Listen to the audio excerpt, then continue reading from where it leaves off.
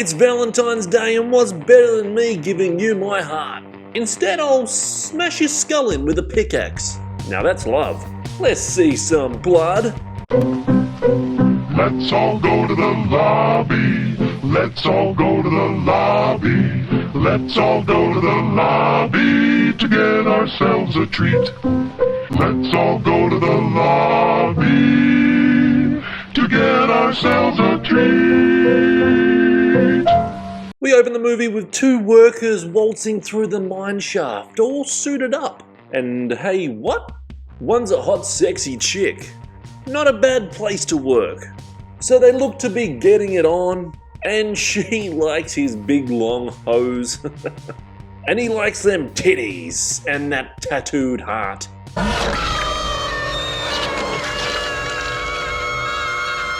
What the fuck did he do that for? What a waste. And we get the movie title and we're on our way. Thursday, February the 12th. And it's the end of the shift and all the miners, they go take showers to freshen up for the Valentine's Day dance coming up in the next few days and to go to the pub this evening. And it's the first Valentine's Day dance in 20 years, so they're all pretty excited. You gotta have those pre-drinks. So they all head into town. Everyone's got a girl except there's one loner who sits around like a poor little prick. So the mayor pops down to see how the decorations are going. They look great if you were on a fucking budget. And the mayor is a popular guy. Mayor, somebody left this for you. For me? Good on the old prick. Nothing like some Valentine's Day candy. And they speed off to solve this Scooby-Doo mystery. Now back over at the bar, this old-timer is telling everyone the urban legend of what happened on Valentine's Day 20 years ago. And the legend goes that on the Valentine's Day dance 20 years ago, a bunch of miners got buried alive in the mine shaft. And after 1 week, only one of them survived because he was feasting and eating all the others. Yummy! And he went to the mental asylum for a year, but then the next year he came back on the dance and fucked everyone up. Killed them all! And he vowed that if a Valentine's Day dance ever happens again, what happened tonight will happen every other fucking time. So they shut down the dance and it hasn't happened in 20 years. And all the young pricks in the bar don't give a shit. And they want to do the first dance in 20 years. They want to get drunk and get laid. So fuck off, old timer, with your stupid stories. And we move on. And the mayor needs to find out who sent that human heart to him. And they all come to the conclusion it must be the Valentine's Day killer from 20 years ago, Harry Warden. It must be. Now over at the local laundromat, one of the old hag locals is waiting for her laundry to finish up. But the killer is watching and he leaves her a little present. And how nice, such a nice poem. Now this old chick, I've got to say, she puts up a pretty damn good fucking fight. But love is love, and he loves to kill. You're fucked, and we move on. Friday, February the 13th. Now Sheriff is trying his hardest to see if this prick is still locked up in the mental asylum, but this old bitch is as useless as fuck and can't find any of his records on hand. So he's pissed off. He goes to go see Mabel. That's the old hag at the fucking laundromat. Well, he can't find her, but he does check to see if her washing is dry before he leaves. Gotta keep the corpse clean. And now it's decided. Valentine's Day dance is fucking cancelled. And it's the only choice the mayor can make with all these killings. And the town is pissed. Now at the bar, the crew, they come up with their own idea. If there is no dance, they're gonna come up with their own fucking party. A party at the mine. And the crazy bartender is not impressed at all. Don't say I didn't warn you. He certainly did, but he's still a crazy fucking asshole. So the crazy barman, he heads over to the mine to go set up a little trap. A prank of the killer, so when they open the door, they get a little bit of a fright and shit their pants. And as he's testing out this trap, maybe a few times too many, he's fucked. Saturday, February the 14th, Valentine's Day. And it's party time and I'm hanging out for all these motherfuckers to get hack and slashed. So, like I said, the party's at the mine. It's go time. Oh, does anybody want a beer? I fucking do. So one of the guys has got the munchies and he needs to head out the back to go grab a hot dog. And don't they look delicious? Who said? And this is what happens when you take hot dogs without asking. And he's fucked. Now back at the station, the sheriff is still getting hearts sent to him in candy boxes. And he's pissed. But fuck him, let's go back to the party. Fucking weak cunts. Snort some coke or something, not some fucking beer. Now these two pricks are still fighting over the one girl. And with booze involved, I don't blame them. And they have a weak as piss scrap fight. And one of them fucks off outside crying. Now over in the locker room, these two have snuck off for a quick root, but she wants some more beers before he can get it on, so she sends him off to go grab some. In the kitchen, the girls are making up those delicious hot dogs. Yeah! What is... Yummy, boiled heart. Oh wow, one of those idiots really thinks he's funny. And beers are more important than cold head. Now back to this chick who's waiting for her beers and some dick. But it's not dick she gets. And in a fight back effort that was very pathetic, she gets some oral this Valentine's Day.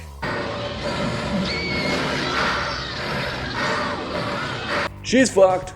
And bro, come on, don't waste water. Good man. Now this fuckwit is back to get his end wet, but his missus is nowhere on sight. But after a long search, he just finds her hanging around.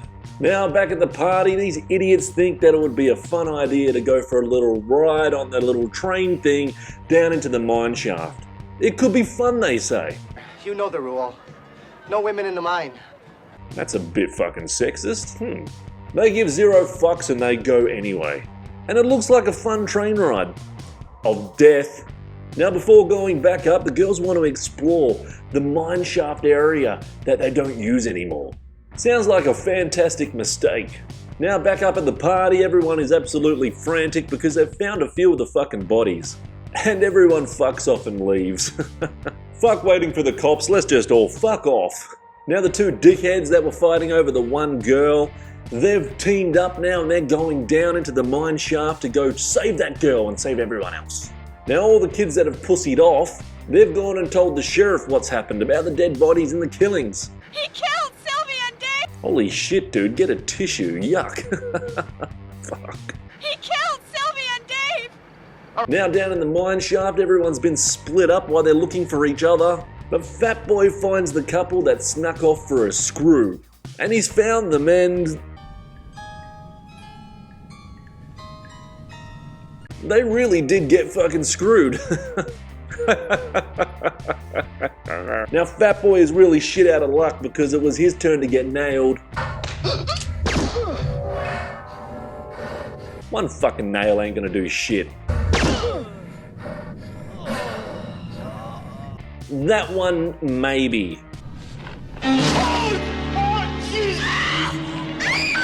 Okay, yep, he's fucked. And now with the killer coming for them, they better run like fuck. And the only way out is up the ladder. And oh good God, they found their little buddy that ran off like a girl.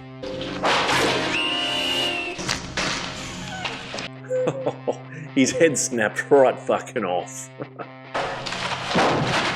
And he's fucked. And we all get split up again. Of course. And this chick is definitely not the killer. Cause she's fucked. Now it's just TJ and this blonde chick and this maniac is caught up with them. And the final battle begins. In a pickaxe versus shovel battle, it's pickaxe that wins. But just as he's about to put on his finishing touches... Axel. It's the dickhead that's been fighting TJ for this girl the whole movie. And why would you do such a thing? Because 20 years ago when he was a boy, he witnessed the killer. He witnessed the killer murdering his father on the Valentine's Day dance night. So now he shall have revenge on the world. And with one hit with a rock, it's over that easy. and Axel has been buried alive. And the cops arrive and they tell us the obvious that we already know. It was on Valentine's Day that Harry Warden killed Axel's father. We already know, cunt. So all the town, they try and help get Axel out of that rubble, and they find his body alive. But the cheeky cunt's been cutting his own arm off to try and fucking escape.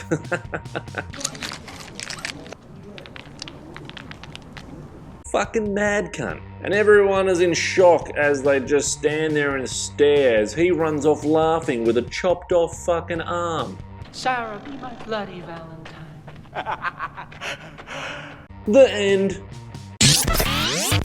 Wow, I hadn't seen this fucking hell since bloody in the 80s when I got it on VHS like most of these, but I tell you what, I understand why they did a remake, and I think I need to watch the remake again now when I do these original versus reboots that I'm doing, but they definitely needed to do a reboot of this because it had so much potential, so much potential, and I did enjoy this.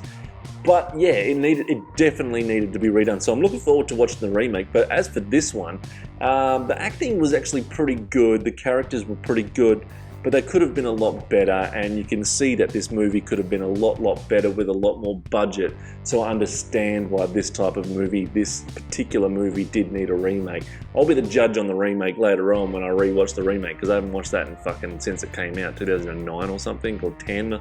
Who knows? It's when they started bringing out all the remakes of everything. But yeah, this was good. It was a good storyline. I enjoyed it, and it was basic. And that's all we asked for, is just basic. But to put in my collection, no, I wouldn't put it in my collection, because like I said, it needed to be polished. And you can polish a turd. You can fucking polish a turd.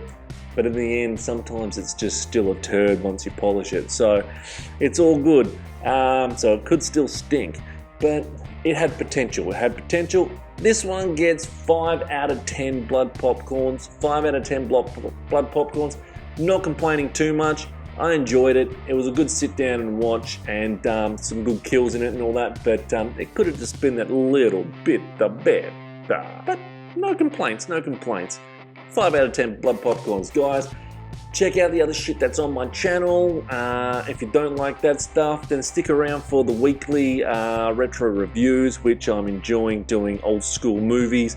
And I'm really liking picking out stuff that I've even seen once back when I was younger, or that I haven't seen at all. And there's some really unusual fucking ones out there that I'm looking forward to watching. I have a fucking monster list. I think I've got my whole list for the year. I'm pretty sure I've got it down pat what I want to watch, but then I always muck around and change shit around. So next week, I'm really looking forward to doing for you guys is Return of the Living Dead number 3. Not 1 and 2, number 3. I really enjoyed that when I was younger, and I used to own that shit on VHS. So number 3 needs to be done, needs to be redone.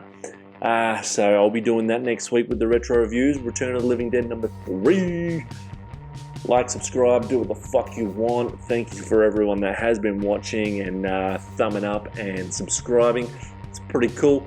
Algorithm doesn't like me too much because I've got a filthy Australian mouth. I can't help it. That's just the way we fucking talk over here. And it is what it is. So like, subscribe, do what the fuck you want, but help an Aussie out. See you guys next week. Or we'll have extra little sprinkles on the channel. Yee. See you.